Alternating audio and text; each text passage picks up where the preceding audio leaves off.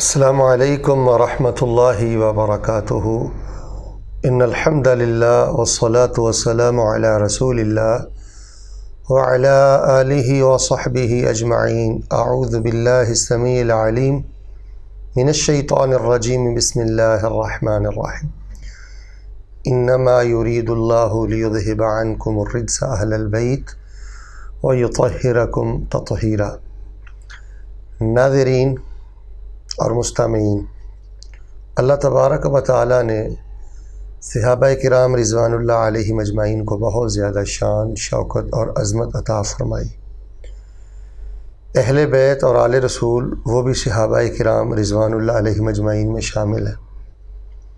جو شان، جو رتبہ، جو مقام اور جو عظمت اصحاب رسول کی ہے، وہی شان رسول اللہ صلی اللہ علیہ وسلم کی آل اور اہل بیت اور آپ کے خانوادے میں جتنے مسلمان ہیں ان کی ہے۔ درجہ بدرجہ رسول رحمت علیہ السلام نے جس کو جو شان دی ہے، ہم اس حیثیت کو تسلیم کرتے ہیں۔ لیکن آج کی اس مختصر نشست میں آپ کے سامنے بالخصوص سیدنا علی، سیدہ فاطمہ، سیدنا حسن اور سیدنا حسین رضی اللہ تعالی عنہم، ان کا ذکر خیر کرنا چاہتا ہوں، کیونکہ ہمارے معاشرے میں اور بالخصوص بر صغیر پاک و ہند میں ان کو پینتن پاک کہا جاتا ہے۔ اس میں کوئی شک نہیں کہ یہ پاک ہیں، لیکن ہم یہ کہتے ہیں کہ صرف 5 تن پاک نہیں ہیں، سب تن پاک ہیں۔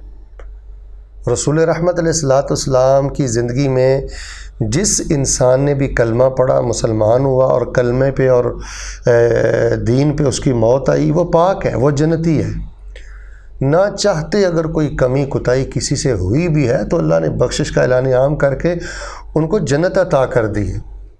لیکن آج کل ہمارے معاشرے میں سیدنا علی، سیدہ فاطمہ، سیدنا حسن اور سیدنا حسین کا نام لے کر عجیب و غریب خرافات کی جاتی ہیں، شرک کیا جاتا ہے، بدعات کو فروغ دیا جاتا ہے۔ ان سادات کا نام لے کر، اس خان وادے کا نام لے کر ان کی چھتڑی تلے ایسے ایسے دھندے کیے جاتے ہیں کہ اللہ کی عزت کی قسم ہمارا سینہ جلتا ہے، کڑتا ہے۔ ہم بہت زیادہ غمگین اور پریشان ہیں۔ یہ کائنات کے پاکیزہ لوگ تھے، اعلیٰ ترین لوگ تھے، بہترین لوگ تھے، یہ شرک کرنے والے نہیں تھے، یہ چھلے کڑے دھاگے نہیں پہنتے تھے، یہ ایک اللہ کو پکارتے تھے، لوگوں کو اللہ کے ساتھ جوڑتے تھے۔ آپ سیدنا علی رضی اللہ تعالی عنہ کی سیرت دیکھ لیں۔ ایک شخص ان کے پاس آیا اور آ کر کہنے لگا، حضرت مجھ پہ قرض ہے اور میری مدد فرمائیں۔ تو سیدنا علی رضی اللہ تعالی عنہ نے اسے کوئی چھلا نہیں دیا، کڑا نہیں دیا، کوئی دھاگا اس کے گھٹ پہ نہیں باندھا، اس کی کلائی پہ کوئی کڑا نہیں پہنا، اور یہ بھی نہیں کہا کہ میں مشکل کشا ہوں، میں تیرے مسائل حل کر دیتا ہوں، کتنا ہے قرضہ تیرا مجھے بتاؤ۔ اس نے کہا میرے ساتھ تعاون کریں۔ تو سیدنا علی رضی اللہ تعالیٰ عنہ فرمانے لگے، کیا میں تجھے وہ کلمات نہ سکھلا دوں جو مجھے رسول اللہ صلی اللہ علیہ وسلم نے سکھلائے تھے؟ ناظرین، آپ تعصب کی اینک اتاریں، کسی نتیجے پہ پہنچیں، سیدنا علی کے مشن پہ آ جائیں، لوگوں کو وہ کوئی سکھلائیں جو اللہ کے رسول سکھلا کر گئے ہیں۔ اللہ کی عزت کی قسم اس ایک نقطے پر فرقہ وریت کا بت ٹوٹ سکتا ہے، اور ہم اتفاق و اتحاد کے ساتھ بیٹھ سکتے ہیں اگر ہمیں یہ بات سمجھ آ جائے کہ ہم نے لوگوں کو وہ کچھ سکھلانا ہے جو اللہ کے رسول نے سکھلایا ہے۔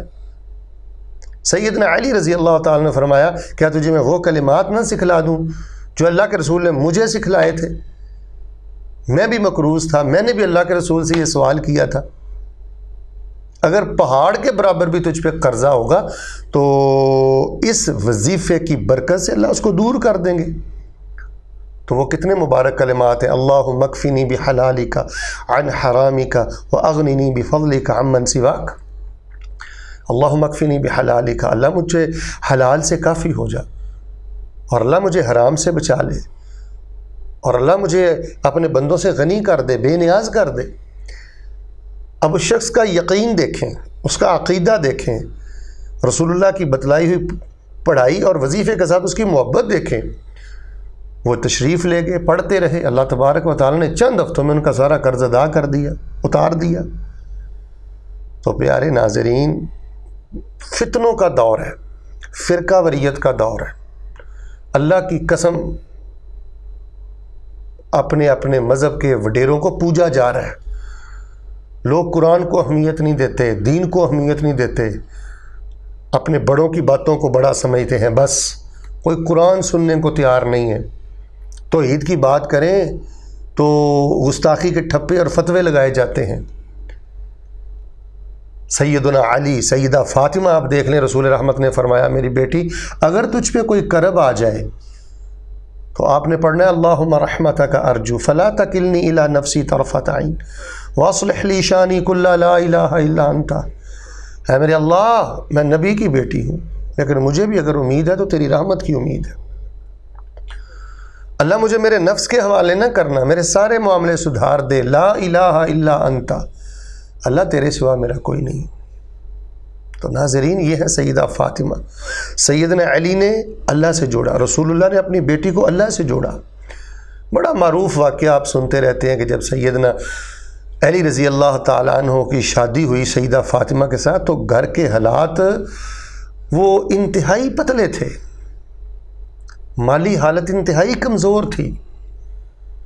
گھر کا کام کاج کرتے ہوئے سیدہ فاطمہ کے ہاتھوں پہ چھالے تھے اور کنویں سے پانی نکال کر سیدنا علی کے سینے میں درد تھا۔ جب رسول اللہ سے غلام لینے کے لیے گئے، خدمت گزار لینے کے لیے گئے، تو رسول رحمت نے اپنی بیٹی کو کیا کہا تھا؟ بیٹے 33 دفعہ سبحان اللہ پڑھا کرو، 33 دفعہ الحمدللہ پڑھا کرو، 34 دفعہ اللہ اکبر پڑھا کرو۔ اب سیدنا حسن کو دیکھ لیں، آپ کے نواسے ہیں، سیدہ فاطمہ کے بڑے بیٹے ہیں، ہماری آنکھوں کے تارے ہیں، ستارے ہیں۔ لانتی ہے وہ زندگی جو سیدنا حسن کے بارے میں اپنے سینے میں انقباض رکھتا ہے۔ اللہ کی ہزار لعنت ہو اس شخص پر جو سیدنا حسین کے بارے میں اپنے دل میں بغض رکھتا ہے۔ آپ نے سیدنا حسن کو کیا سکھلایا تھا؟ سیدنا حسن فرماتے ہیں علمنی رسول اللہ صلی اللہ علیہ وسلم کلمات اقولہن فی قنوت الوتر۔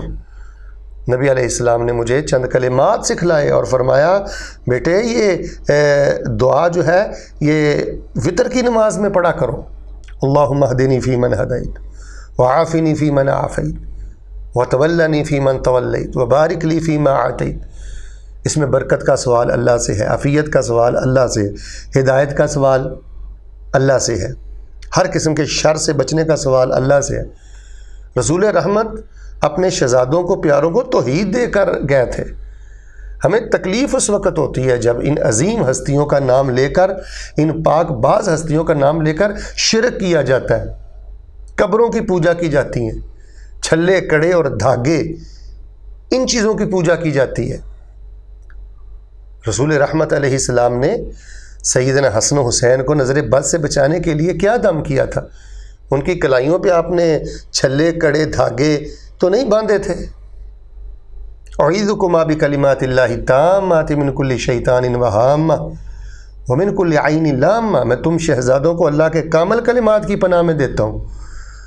اللہ تمہیں شیطان سے بچائے، اللہ تمہیں زہریلے جانوروں سے بچائے، نظر بد سے اللہ تعالیٰ بچائے۔ میرے مسلمان بھائیو، دل کی کیفیت اللہ جانتا ہے۔ اللہ کی عزت کی قسم ہم تمہیں اللہ سے جوڑتے ہیں۔